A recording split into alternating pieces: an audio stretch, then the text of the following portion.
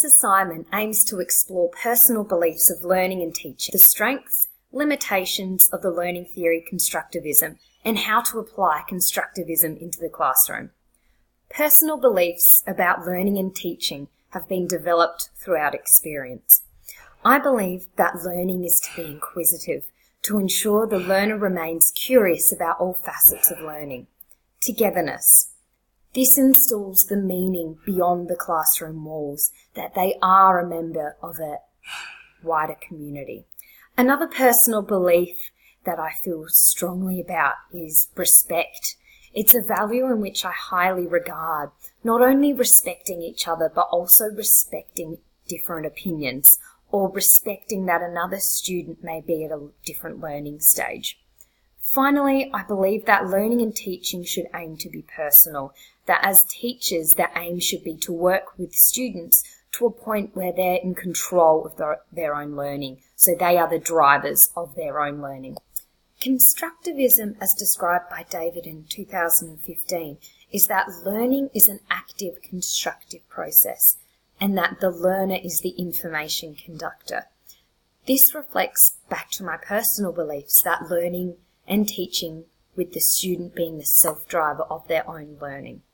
Constructivism also focuses on the building of knowledge, the scaffolding. We can then link this back to prior knowledge.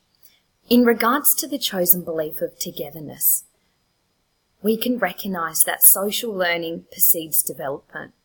This resonates with togetherness, is that we are social beings. As social beings, we can use these interactions as social learnings and therefore personal development.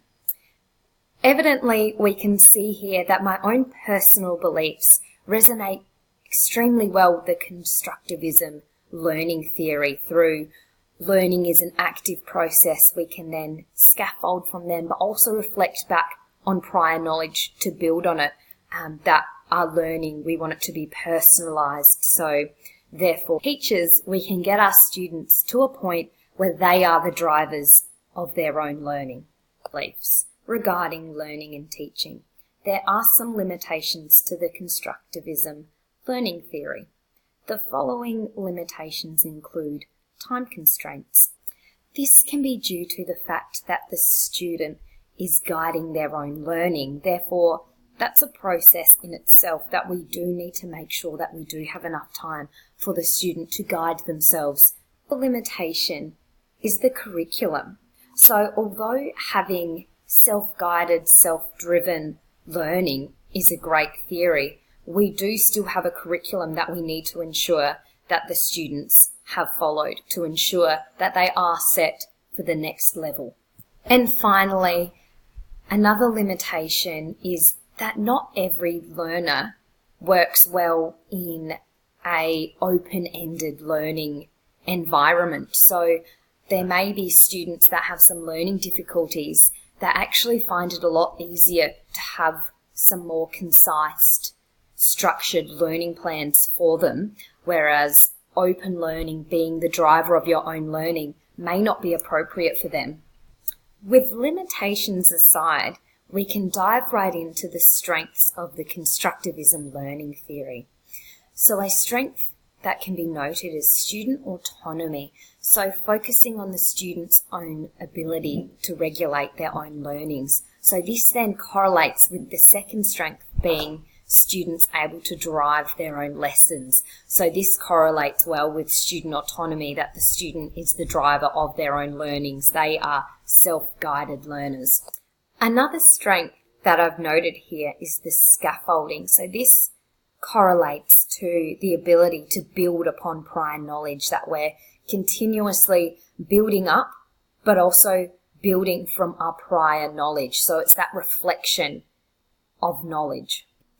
In order to apply the learning theory of Constructivism into the classroom, the following examples can be incorporated.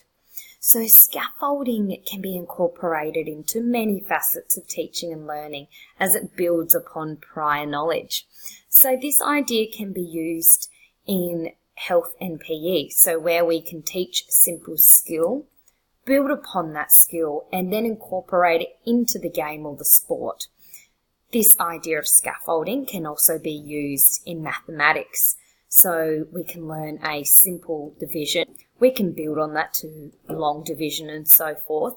And then we can use that in more everyday life scenarios. So we're reflecting on something we've learnt and then placing it into a more realistic environment.